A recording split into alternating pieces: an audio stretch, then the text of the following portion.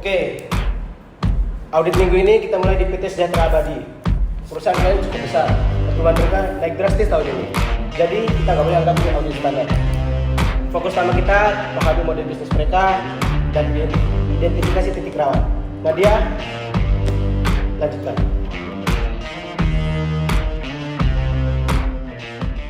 Mereka itu distribusi makanan ke retail dan grosir. Tahun ini tuh klaimnya tumbuh 110% dari tahun lalu. Itu cepet banget. Aku udah tandain 3 potensi resiko utama. Ada pengakuan pendapatan, cut off transaksi akhir tahun, dan kemungkinan barang konsinyasinya fiktif. Hah? Serius? 110%? Mungkin itu pendapatnya digelembungin agar nampak laporan keuangannya lebih kinclong. Nah iya, kalau misalnya kontrol internalnya aja rapuh kayak gini, bisa jadi banyak transaksi yang sebenarnya belum final, tapi sudah diakui sebagai pendapatan. Kita harus hati-hati sih sama yang kayak begini. Tapi kita juga jangan langsung suuzon. Skeptis boleh, tapi harus berdasarkan dengan data. Kita tuh bukan detektif, kita auditor, harus objektif.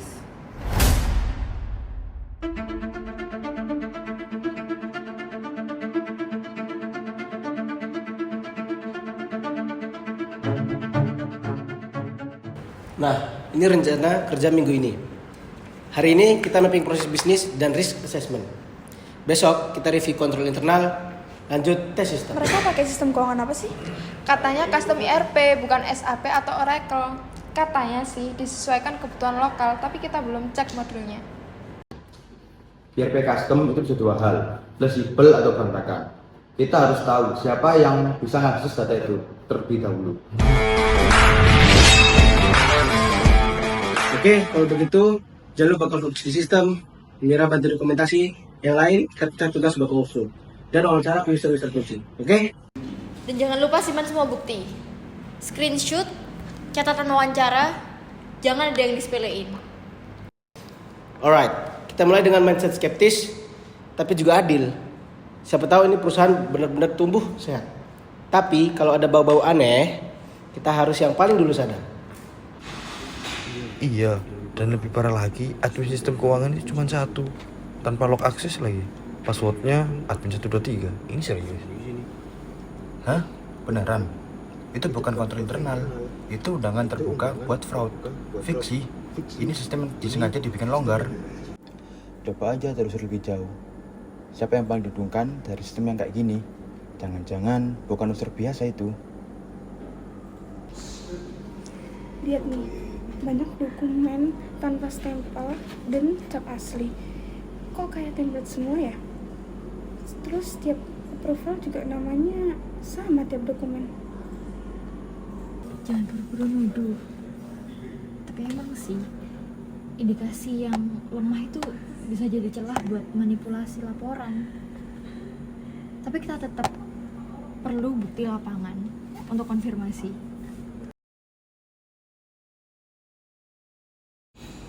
Ini log aktivitas jurnal admin.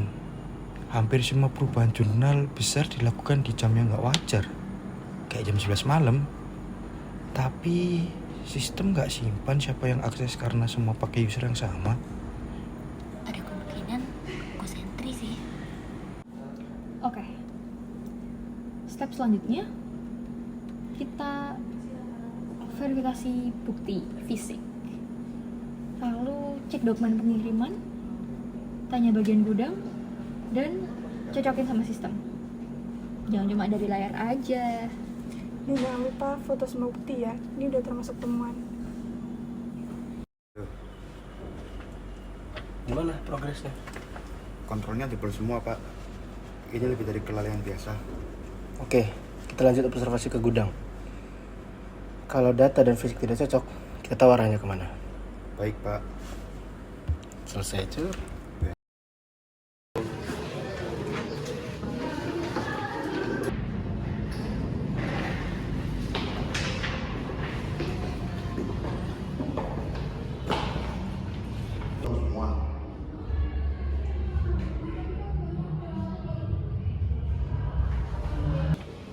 banget sih, jelas-jelas di invoice-nya terkirim tanggal 27. Tapi di gudang nggak ada sisa stok sama sekali.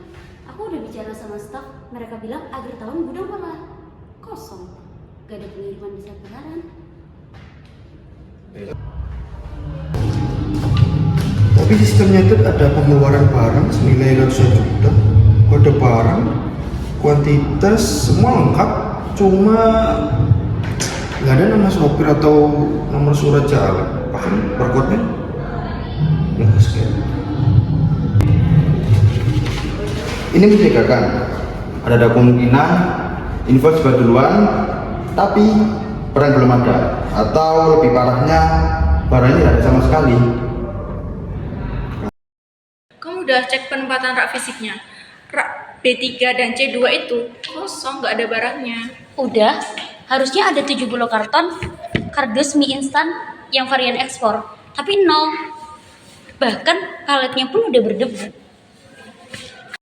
Dan kalau kita cocokkan sama data logistik, nama driver yang tercantum di invoice itu nama driver yang udah resign sejak November.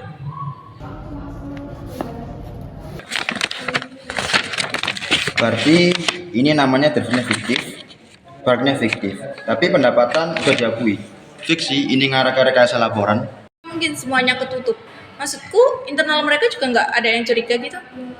Bisa aja kalau manajemen terlibat, terus sistemnya longgar, semua jadi mungkin. Aku pengen sama data log. Kita harus pastikan evidence-nya solid sebelum konsultasi. Oke, kita laporkan ini di meeting nanti. Ini menjadi temuan utama kita. Kalau ini kejadian berulang kali, ini bisa jadi manipulasi dalam skala besar. Oke.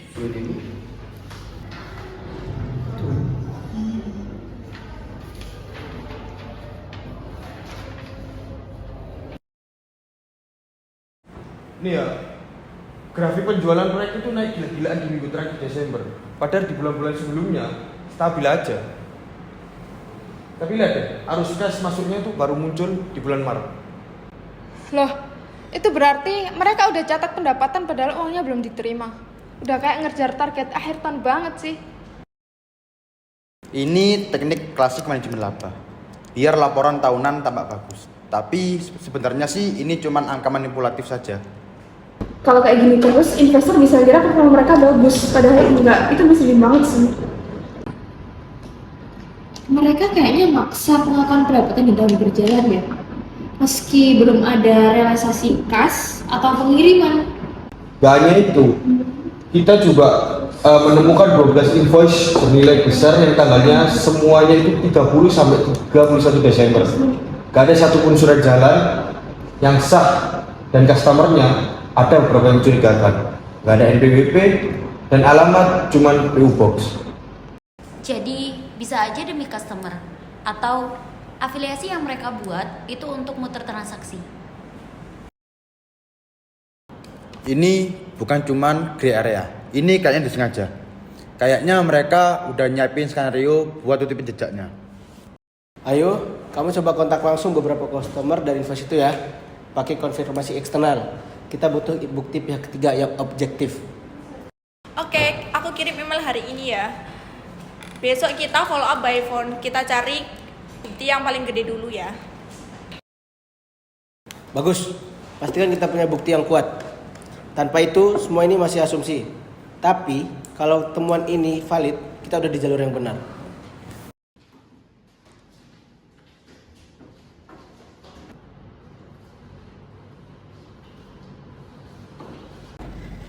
Kalau opini kita salah, bukan cuma klien yang kena, kita juga dituduh lalai. Ini bukan main-main lagi.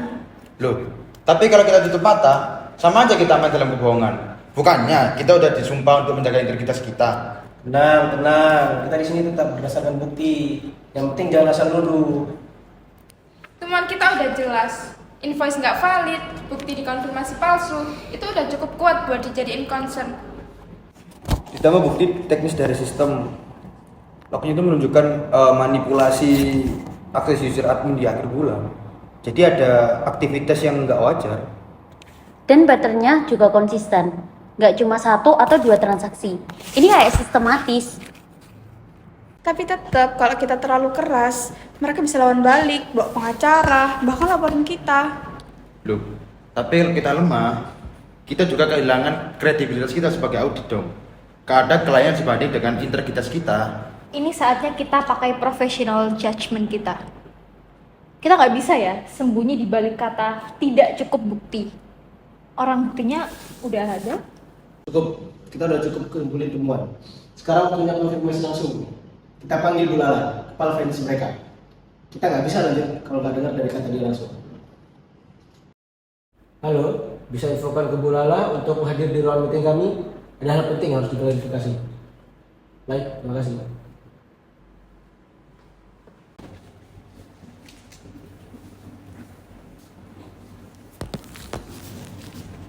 Barusan aku telepon PT Maju Sentosa. Katanya mereka nggak ada order barang di PT Sejahtera Abadi. Malah nggak ada transaksi apapun dari akhir tahun kemarin. Loh, tapi di sistem ada nilai 280 juta.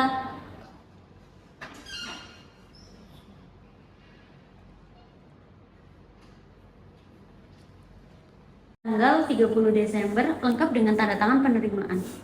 Nah, itu dia. Mereka juga bingung kenapa ada tanda tangan mereka di sini. Katanya sih mereka nggak tanda tangan itu, bisa jadi dipalsuin. Parah sih, ini udah bukan rekayasa internal lagi, tapi ini udah pemalsuan dokumen. Jadi kemungkinan invoice-nya mereka itu fiktif, dimasukin ke sistem, terus mengakui pendapatan padahal nggak ada transaksi real. Nah, itu dia. Dari 5 yang aku konfirmasi, 2 diantaranya bilang kalau nggak ada transaksi sama sekali, tapi 3-nya belum konfirmasi sih. Nah itu, kita sebagai audit harus terus follow up yang 3 lagi. Jika semua itu tidak menerima bukti atau tidak menerima transaksi, maka itu bisa dijadikan opini buat bukti audit. Kita bisa cek tanda tangan digital atau metadata invoice-nya. Siapa tahu ada jejak siapa yang buat. Nah itu, nanti aku cek lagi aktivitas lognya via Jalu. Tapi ayo nanti kamu simpen semua recording dan dokumentasi konfirmasinya ya. Oke, nanti aku save semuanya termasuk log panggilan, screenshot email, dan rekapan balasan dari mereka. Oke. Duluan deh ya. Ya.